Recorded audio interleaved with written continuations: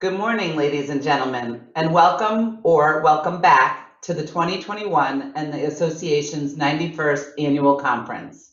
As President and on behalf of the New England Water Environment Association, I welcome and thank you for attending. I also thank you for your patience with the technical difficulties we experienced on Tuesday.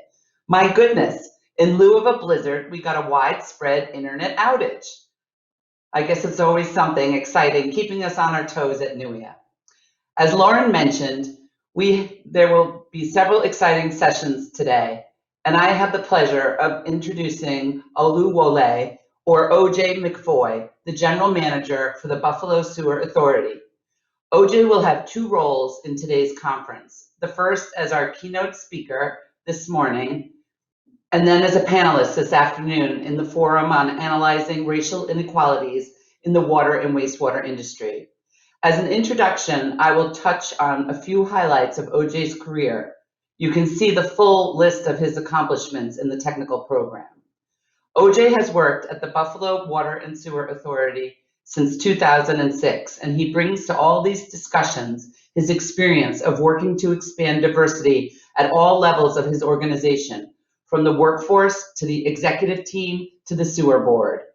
OJ is passionate about inclusion, equity, fairness, and is an active participant, supporter, and contributor to numerous WEF programs, including Inflow, which is introducing future leaders to opportunities in water and the diversity initiatives at WEF.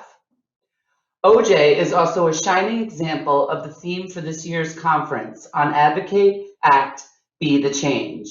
He is dedicating to promoting the value of water and changing the culture of the water sector.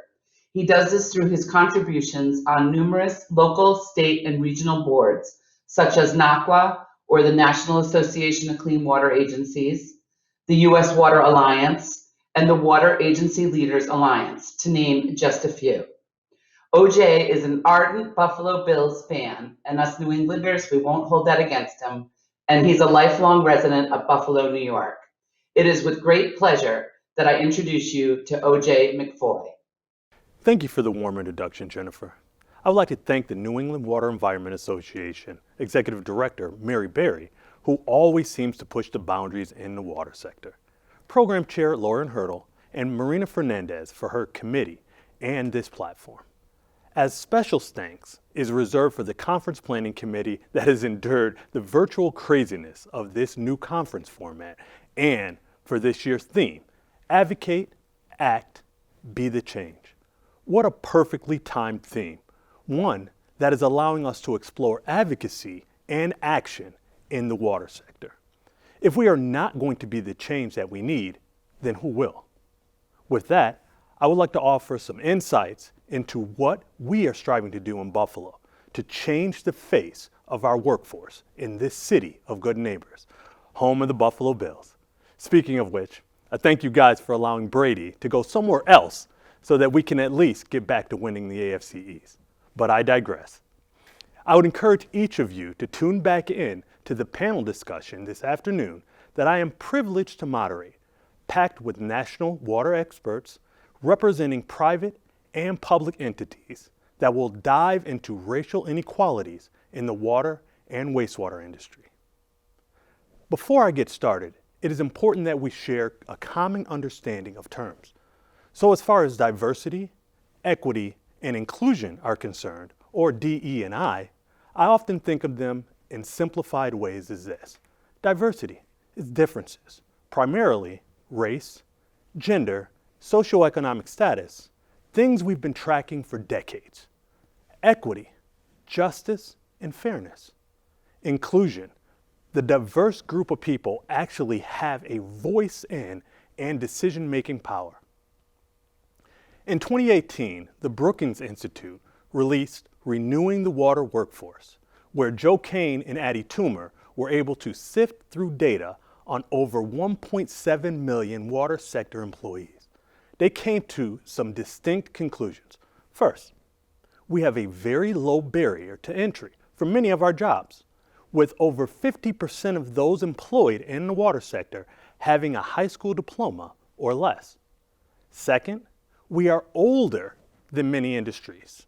We lack gender and racial diversity. I mean, really lack gender and diversity, to the tune of 85% male, and we're nearly 70% white.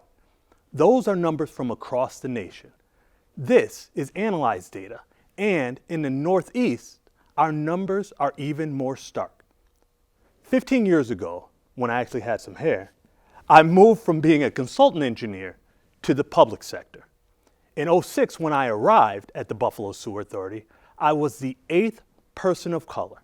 1, 2, 3, 4, 5, 6, 7, 8th. The 6th African American, and one of one in a leadership role, serving as the Chief Operating Officer. Just sit there for a second. This is in a majority minority city. A whopping 5% of all Buffalo Sewer employees were minority. So this was a litmus test. If you immediately started coming up with excuses to justify how this could be, and yeah, buts, instead of the proverbial shaking my head, for those who are wondering, what's the problem? Then I will give you this time to log out, check your emails, mute your sound, etc. Hey, it's virtual means. I and your peers won't even know. Go ahead.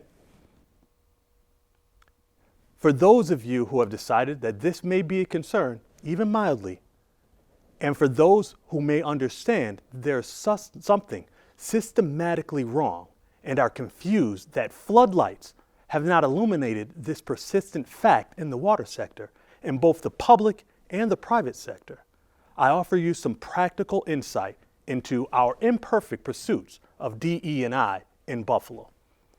Several years back, I had the conversation with our principal engineer while we were in the midst of recruiting junior engineers to join our team. Our conversation centered on the candidate shortlist that she had developed. So I asked her, what was she looking for in an ideal candidate? When I asked her, well, how did you land your first job upon graduation? She went on to tell me about her resume and all of the inspection and consulting experience that she had and how that made her a perfect candidate. Then I asked her, well, how did you get your experience? And she responded proudly, well, my dad worked for DOT and got me the inspection spots for 2 summers. And the third was a consultant firm that did work for DOT. So I paused, waiting for a light bulb to go on. And then I said, well, what happens if a candidate didn't have a dad in the engineering field with connections to provide the opportunities and steer their daughter down the right road? And then silence. Listen, I have 3 daughters, and you better believe that my wife and I work all of our connections to make sure that they are successful in life. But I need you to understand that many of the candidates that you may profess to want to hire don't necessarily have dynamic resumes filled with internships and opportunities, and they don't share the connections, the I know a guy.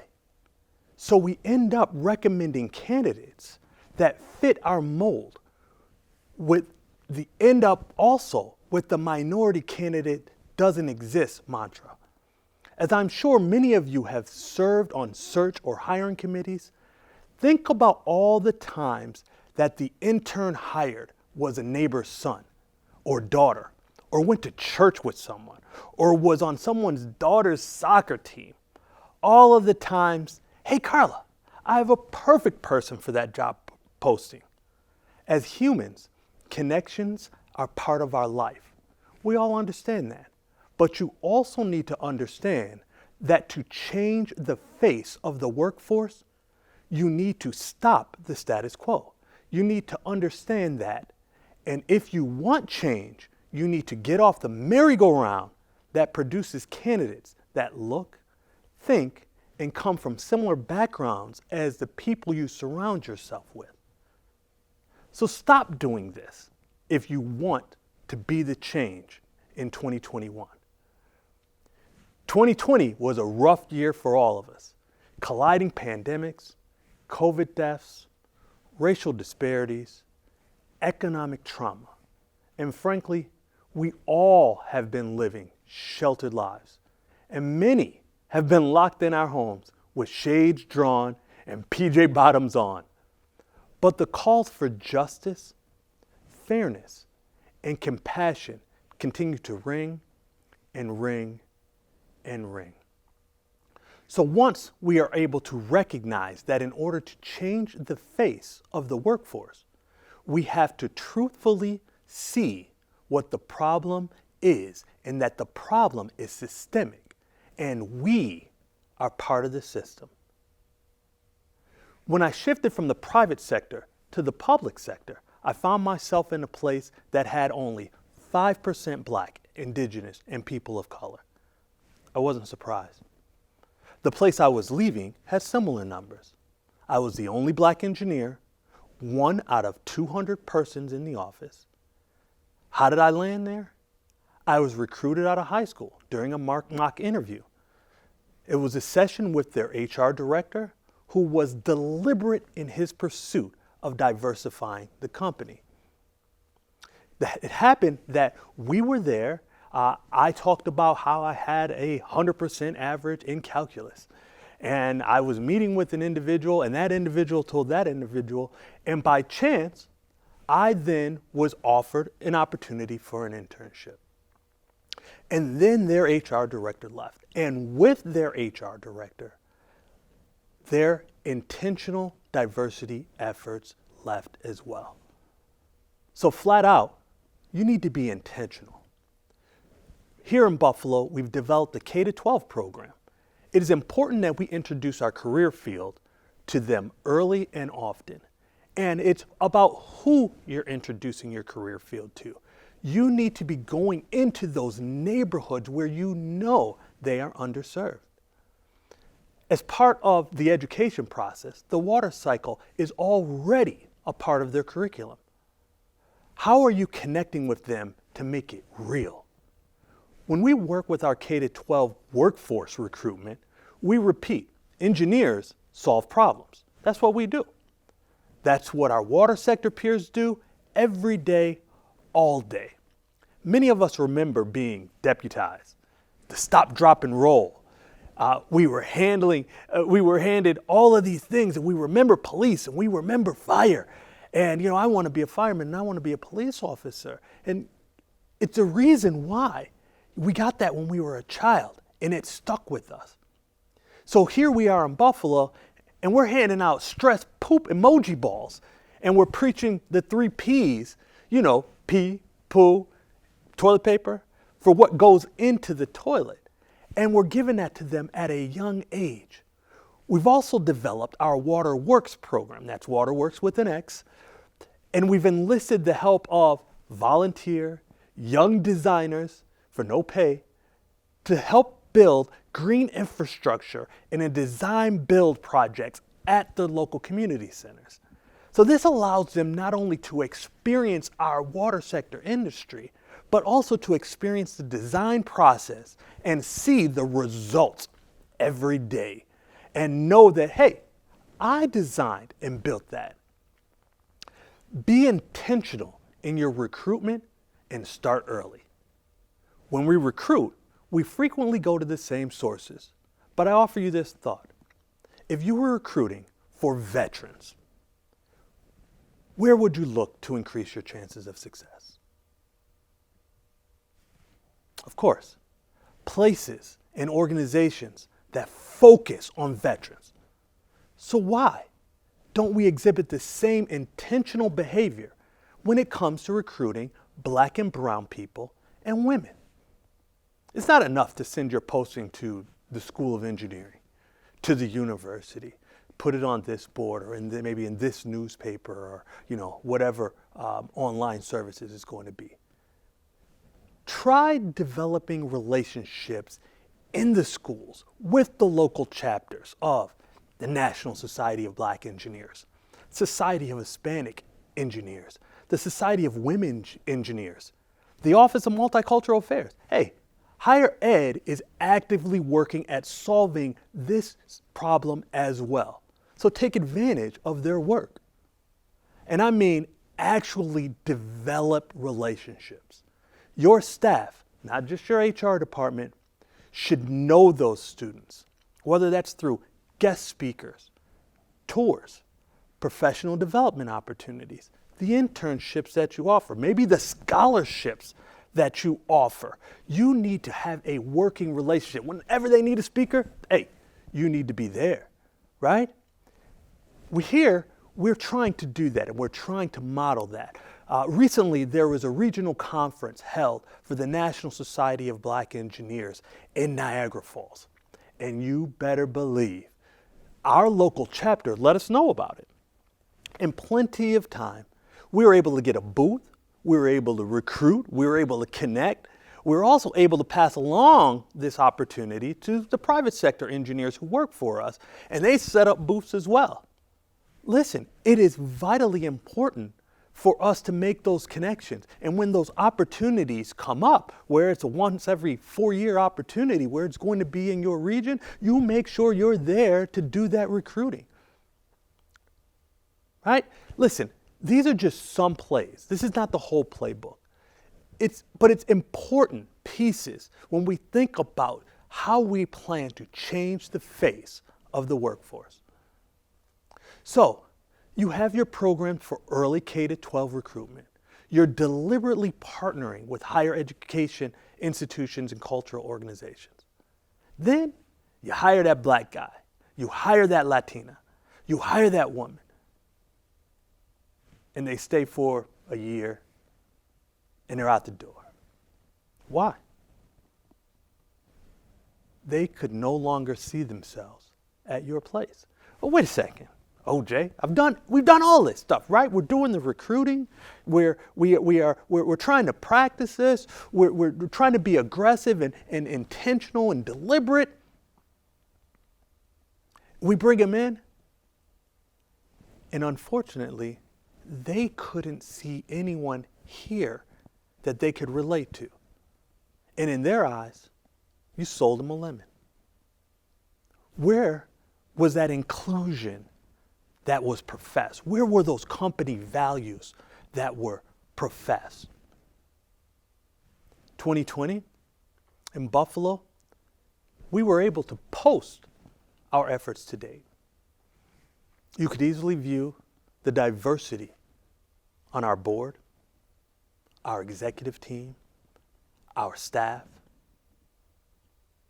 Also in 2020, every company, utility, every entity put statements out, publicize their beliefs of justice and fairness, put statements out there on their principled values in the face of blatant bigotry. They even took it to the next level, to the next step.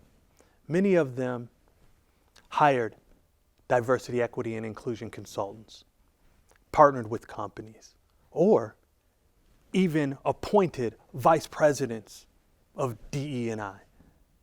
And that's all good. But then, if you looked at their board of directors, if you looked at their executive team, if you looked at the makeup of their managers, it told a different story. So, this gets to us practicing what you preach. When you're out recruiting, you're putting your best face forward. Your best face forward.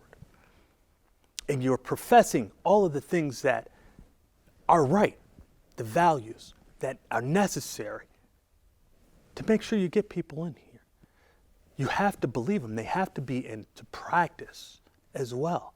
It's not enough for you to put them out to profess, get people in here, and then they see, well, this isn't really practice here. This isn't really what this company is about.